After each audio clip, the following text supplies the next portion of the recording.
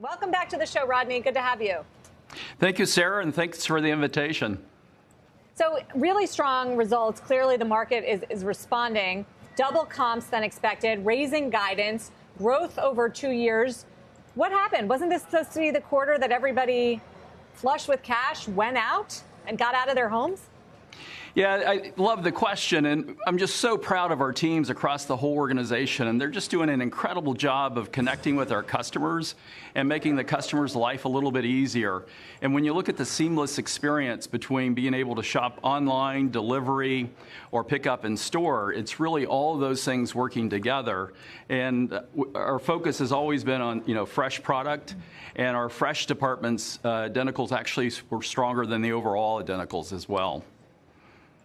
In other words, people are still eating at home, even though they're also still eating out at restaurants, but both are doing really well right now. How does that work? I know strong pricing helps, but can they both coexist? Is that sustainable? Well, I certainly think they can coexist, but what we're finding with our customers is an awful lot of customers learned how to cook, and they really enjoy it. And what they're telling us is they like to eat healthy, and they feel like they can eat healthier by cooking at home. They also like to show off their new skills. If you look at during the holidays, people had larger groups of people together. So it's really all of those things together. And for us, obviously, that's a tailwind for us because it allows the things that we're good at to shine. Rodney, I'm really interested in the automated fulfillment center, which I know you partnered with British company Ocado to deliver initially, and whether we're yet at a stage for grocery deliveries where it's in fact going to improve margins because you've got the right technology and you've got the right scale, or whether that particular outcome is still quite a far way off. Yeah, Wilfred, the question in terms of we've opened a shed up in Groveland, Florida, and one in Monroe, Ohio, will soon open up in Atlanta, Georgia. And what we've told our investors is it will take about 3 years to break even. It's the year 4 for the margins to kind of equal to what a store margin would be. So we're still a ways off. But if you look at both of those sheds, they're tracking above what our expectations are. And the thing that I'm especially proud of our teams is if you look at our net promoter scores with our customers are telling us that we're doing a great job, and our repurchase rate is higher than what's expected as well. So it's something it's one more way of solving that overall seamless and making things easy for the customer. Rodney, how would you characterize food inflation? Any signs that it's peaking? Well, if you look during the third quarter, inflation continued to accelerate during the quarter. If you look at the last couple of weeks and looking over the next few weeks, it looks like it's starting to stabilize where it is. Now, it's very early to say that. We're using our data to understand what areas to pass some of those costs through and other areas where to retain it.